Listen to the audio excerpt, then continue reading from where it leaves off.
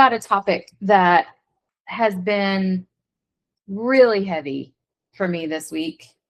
And like in the years and years and years we've been doing this meeting, I'm sure I have, and I'm not sure if I've spoke into it in this way before. So I'm going to trust my instincts and my gut, and hopefully I'll make sense. That would be nice. In so much of our work around trauma and recovery, there is a term that let me speak in I use a lot. And sometimes it's inferred and I don't say it as often. And sometimes it's not. And I'm going to give examples of this. The term I'm referring to is responsibility. And I just want you to notice, like, what does that term bring up for you? What's the first thing you think of when you hear responsibility? The first thing I think of as an ACAer is all the things that I'm supposed to do, all the things that my role is responsible for. And I know in lots of meetings, we've talked about an Amberism tool, meaning I made it up. You can't Google it. It doesn't have a name. But one that I use frequently is responsible to versus responsible for. And I'm going to go in a little bit deeper tonight into the reasoning for that, because there is a relationship that I'm discovering. This is a newer discovery. I'm discovering between responsibility and shame. And the latest books that I've read, some of you ask me frequently for like book recommendations or like, hey, Em, what are you reading right now? And so the latest books that I've read are Mother Hunger and Toxic Shame. And they're linked because Mother Hunger speaks a lot about this book, Toxic Shame. And I'm owning that they are hard reads for me and my body because it brings up so much. They are some of the best reads I have ever had. And I have them up there, if you know me, on the same level as Pete Walker's Surviving to Thriving Complex PTSD. Like, that is my favorite book of all time. So Mother Hunger is up there with it. And I think Toxic Shame is going to be like right below it, but only because it's pretty clinical. It's not as fellow traveler written. So I'm not sure that I would recommend it to a client or a fellow traveler. I would recommend it to a therapist that wants to specialize in complex PTSD. So this new relationship that I'm exploring with responsibility and shame is coming from a place of learning more about shame. If you've worked with me in workshops or if you were one of my clients, I'm pretty sure my team does this similarly, but when I teach about shame, I teach it as the most primitive emotion we have and the one we don't acknowledge. When we recognize shame, it's usually backwards. In other words, I can recognize when I'm lonely. I can usually recognize when I'm disappointed or sad or jealous. But when shame happens, I don't first recognize it and label it. I feel it. And then there's this, 2020, looking back, that was totally shame. And the way that I know that it is shame is because it usually looks one of two ways.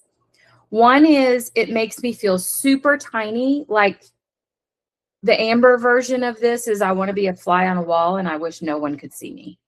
Like, that's how tiny it can make me feel. Or I can feel like one of these wrestlers on TV, Triple H, and I feel like I'm only 5 foot tall, but I feel like I could like knock somebody down. It's those polar opposites, which makes sense if you think about it, in my mind, because in trauma, there is this powerlessness. And in order for a human brain to understand and regain some sense of power or control, I need to place blame. It's my fault or it's your fault. And so many trauma survivors, what our recovery is based on and what we talk so much about thematically is, how do I have a relationship with me and me where I get to exist and other things can be true at the same time? Meaning, it's not your fault and it's not my fault. It doesn't have to be anybody's fault. Meaning, when I feel powerless, there is more options than all or nothing. Because when I go into a state of powerlessness, that's a trauma trigger. Everything becomes about survival, all or nothing, alive or dead. There's no gray area. And that's by design, right? Because that's how our brain is designed to function. If I'm in danger and my life is in danger, I don't need to be thinking about Bojangles or Chick-fil-A. I need, how do I stay alive? Now, the relationship around shame, because it's so primitive and because that's the part of our brain that usually comes on when we are in shame, is this relationship with responsibility that takes me back to, it's your fault or it's my fault. And I might fumble through this, but tell me if this makes sense to you. If it's my fault or it's your fault, as an ACAer, as soon as it becomes my fault, I need to fix it. It's my responsibility to fix it. That relationship right there, if it's my fault, I got to fix it, goes all the way back in my story. If I'm sitting at the table and I can remember being little, 5, 6, 7 years old, and I hit my cup accidentally at the dinner table and it goes all over the table. The first thing I heard was, go clean it up. Like instantaneously, as if I did it on purpose. Because now I don't have a drink. Which unfortunately, well, I'm going to speak into what's fact for me. When I spilled my drink, I also then didn't have a drink. So it's my fault that I spilled my drink on accident, because why would a 5, 6, or 7-year-old spill their drink on? Why does an adult spill their drink on purpose? Like, for real? Anyway, the relationship that I'm making is shame and responsibility. I'm starting to think are sisters. Like, they got this yucky collusion where when it's my fault and I feel shame, I better fix it, and I better fix it fast. Because that's all I experienced. Whether it was on purpose or a mistake, I don't think I ever did anything like that on purpose. The relationship became, how quick can I fix it and make it better? Now, in my recovery, so much of my work is, how can I exist and take up space and not have to apologize for my existence?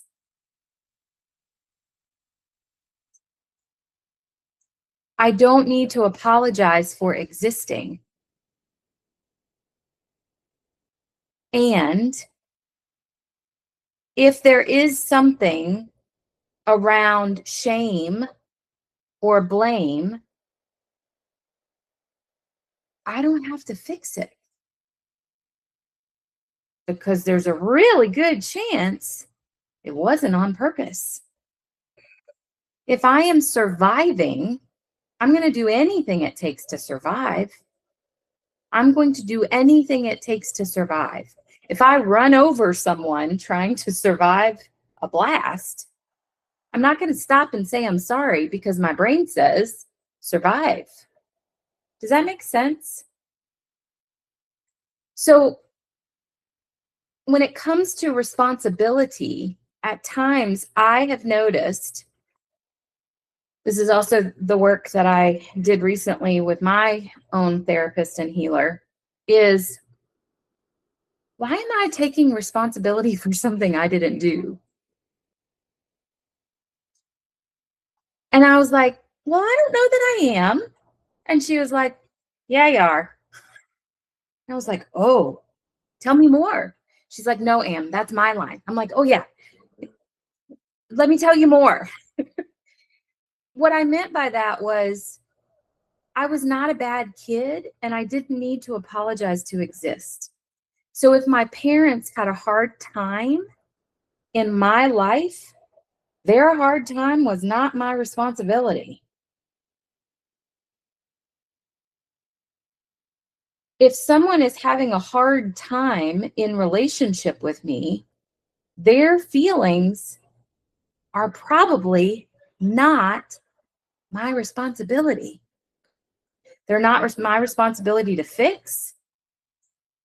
They're really not even my responsibility to ask about. But what my recovery does allow me to do is check it out.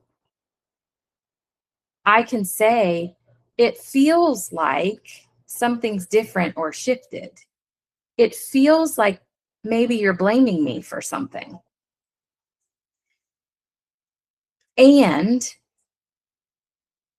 what I know is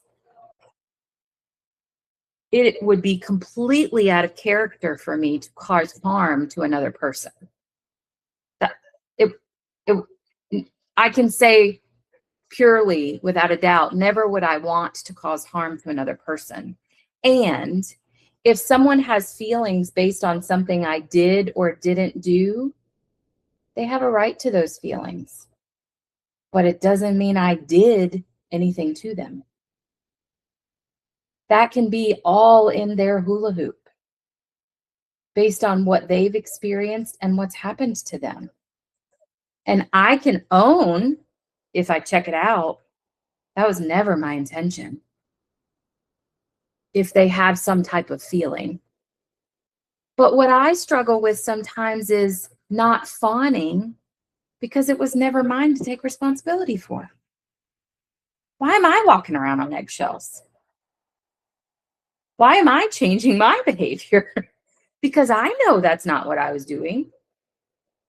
And if that's their perception, well, that's when their recovery gets to take over and they can check it out. I know that that's my hope for my fellow travelers. If I say or do something, my fellow travelers will say, hey, Am, what did you mean by? Or, hey, Am, can you say that differently? Because that's how we talk to each other. And that's my hope is if I'm in relationship with someone, it would never be my desire or intention to cause harm. And when you think about one of our guidelines, assume positive intent, sometimes I have to really, nope, Am, that is not assuming positive intent. Like I got to check myself. And that is an Amber problem. That is not a fellow traveler problem. That is for me, about me. And it is my responsibility to me to check it out.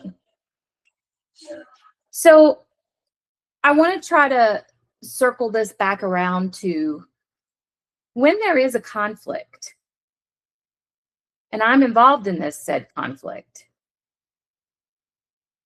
and it goes on and on and on and on and on and on. I need to own that I've probably forgotten it's even going on.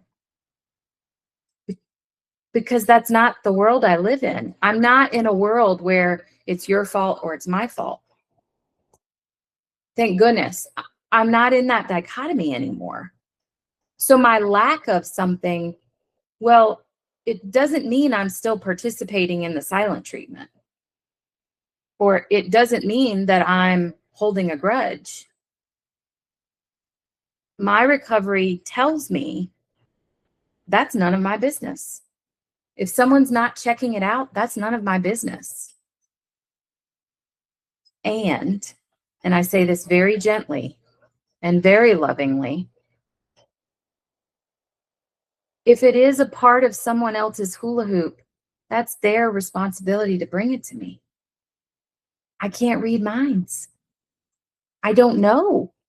I can't know what I don't know. And I have to hold myself to that same standard.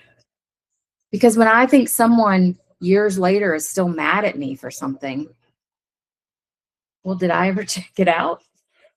Like, I could be holding a thread to something that they laid down years ago.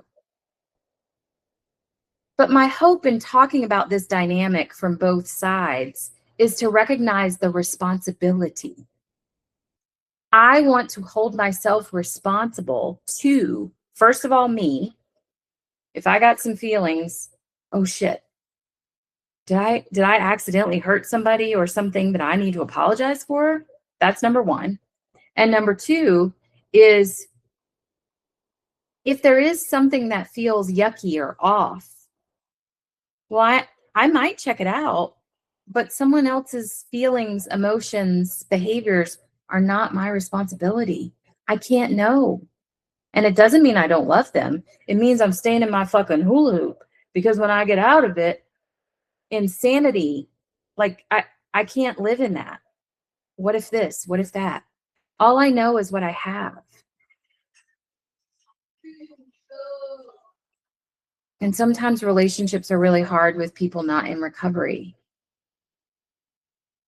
because I can be over here running myself in a circle.